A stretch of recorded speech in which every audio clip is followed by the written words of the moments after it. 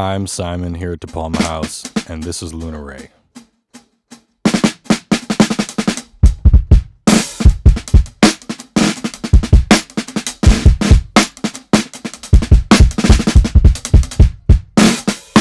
She's an extremely accomplished drummer who has played with artists such as Jon Batiste, Sir Woman, Unknown Mortal Orchestra, and MonoNeon.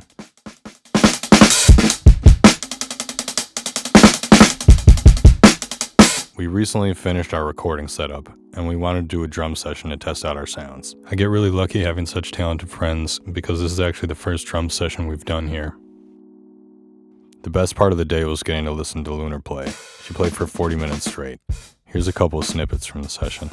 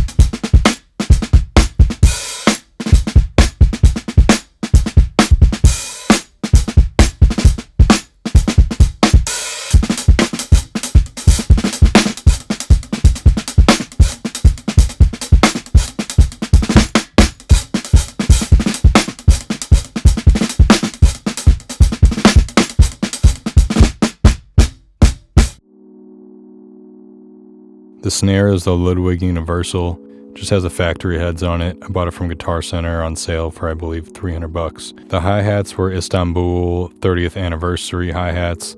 There's some bougier ones, but I've wanted them for 10 years and I finally got some. Shout out to LA Drum Shop for those hi-hats. The kick drum is a vintage Slingerland kick with a vintage Aquarian 2 heads that I bought off Facebook for $250, and I paired that with one of those soft beaters.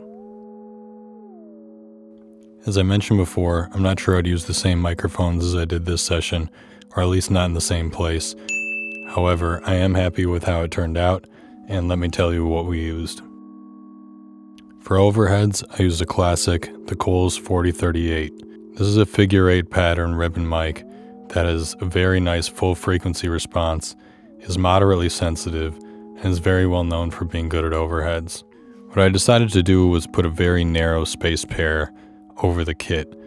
This way, if I wanted to use a true mono signal, I could use just one of the overheads or pan them both to the center, and if I pan them out to the sides, I wouldn't get too wide of a spread or too roomy of a sound. For the snare, I used 2 different microphones, a top and a bottom mic. I ended up going with the Beyerdynamic M160. Being a ribbon mic, it's a bit darker, but it also has this compressed feeling to it. And this is maybe the hottest take of all the mics that I chose. I'm not sure I'd do it again, but it did sound nice, and it has a certain vintagey type of quality, a certain compression that's nice, but the transient is not as clear as SM57, nor is all those other dynamic mics. It's a bit softer, but since it's so close to the snare drum, it's definitely not lacking any punch.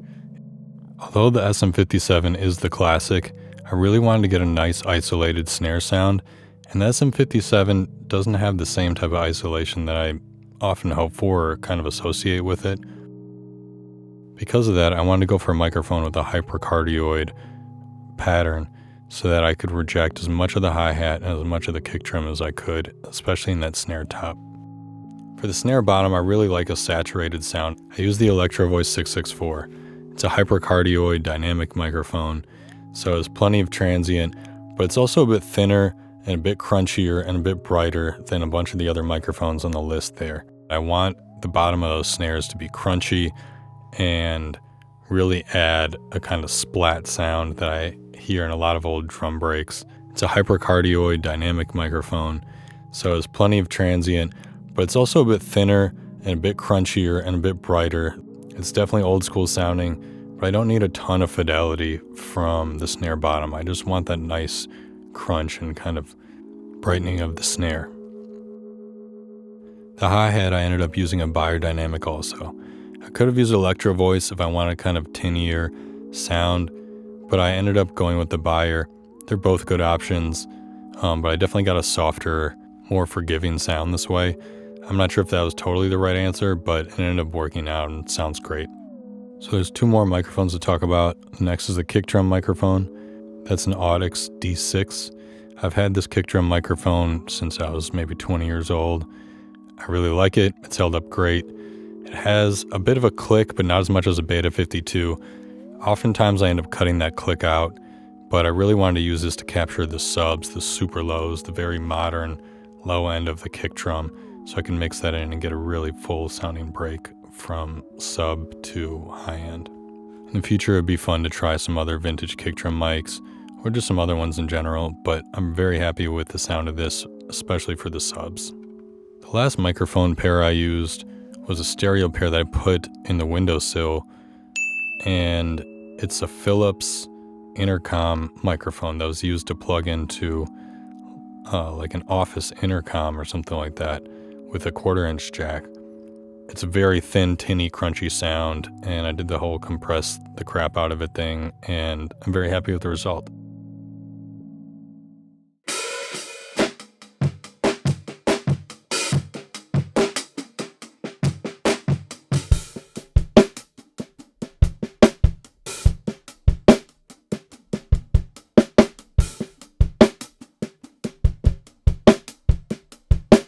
So that's all the drums dry, and now I'll show you the individual mics. Here's the overheads pan just a little bit left and right.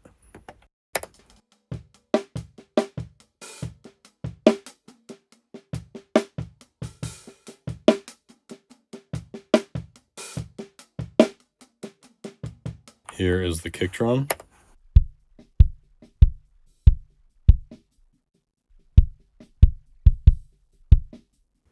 You can hear that kick is nice and fat, and it has that click, which I don't think I really want on this recording, but we'll see.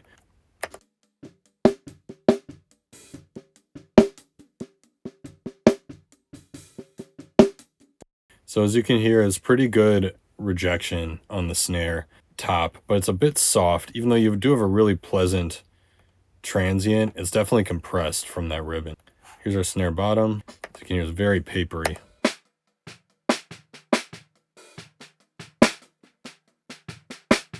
But there's still some low mid. I really like that tone for drums. And combined with the ribbon that's a little bit darker, I think it's a nice balance, although I'm not sure. I think I might switch it up next time or add a second snare top mic. Together, the snare top and the snare bottom sound like this.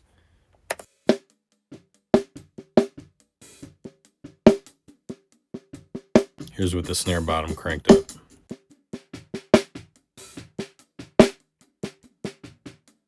Let's move on to the hi-hat. Here's what the hi-hat mic sounded like.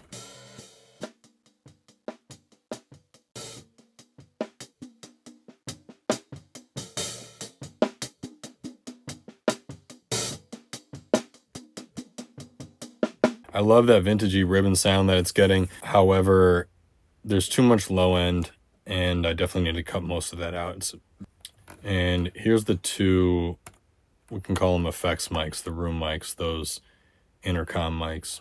This is all the crunchiness is in these.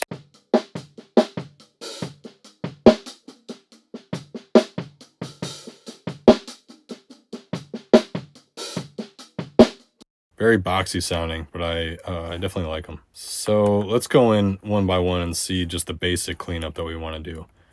Definitely for the overheads, which I have grouped, I want to cut some lows out. We don't need the subs in there.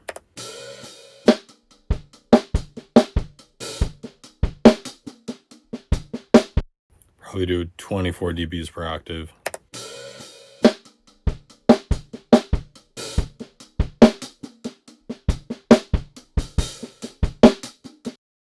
Put that to natural phase.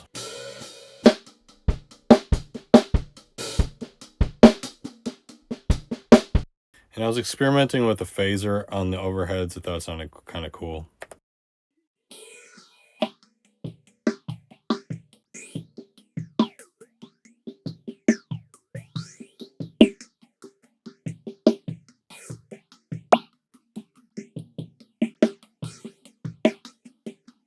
So it's kind of cool. let's move on and check out the kick. The kick I know is way too much low-end information and high-end information, so I'm really going to cut a lot of it out. That's what I did last time, but let's listen to it and then blend it in.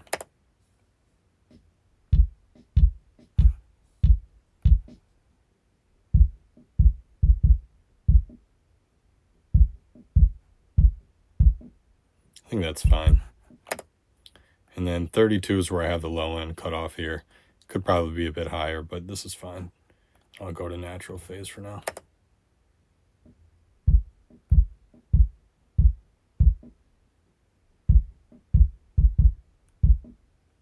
You can leave it around 30.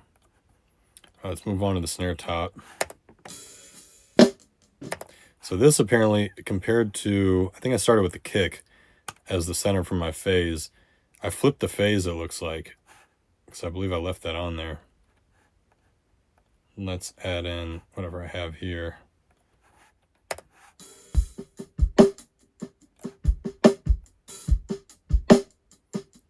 Not sure why I cut that before, because I definitely want more of that top end from this mic. The high end's very nice. The high end's very nice on the ribbon, on the snare. The nice part about ribbons is you can really boost the top end and it stays sweet.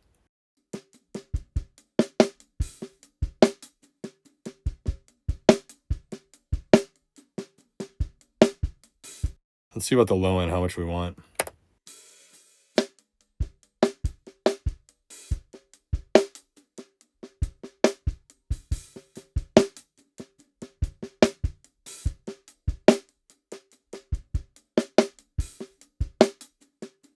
Yeah, I think 200 sounds good. Let's check out the snare bottom. So first, let's see. Let's check out the phase in relation to the kick.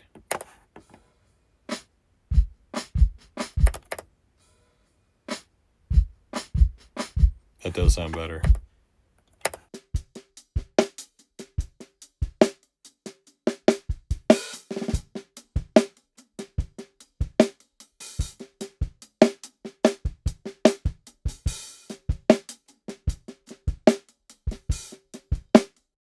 So that's the whole kit without the overheads. Let's take the effects mics and blend those in also.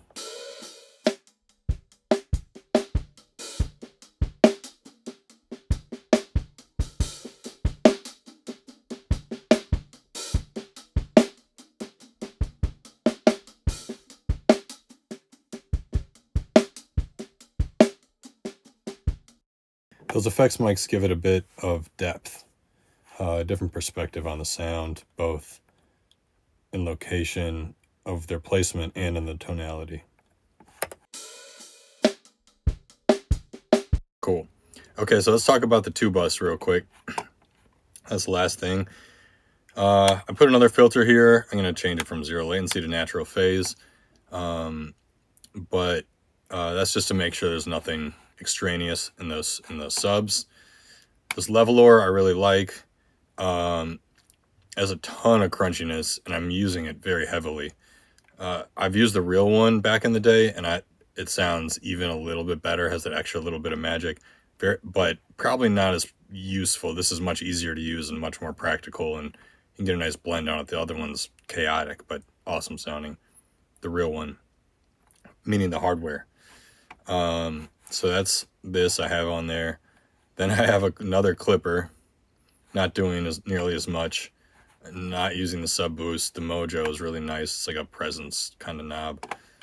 I'm using this owl control on the mix bus setting now, and then I'm using blended 50/50, this SSL from SSL, the native 2-bus compressor. There's a lot of stuff on here. I like how it sounds. There's a lot of ways to make this sound cool. These Zebra plugins are really cool and very stylized. They're heavily stylized. I'm liking them right now. Sometimes they create some export issues, so I got to figure that out. Sometimes I can't just export. I have to print it. But anyway, yeah, that's the 2-bus. Those handful of plugins. Everything's decently processed at this point. I could do a more natural sound, a more open sound. For now, this is what I went with. I like the tone that I came up with. And there you go.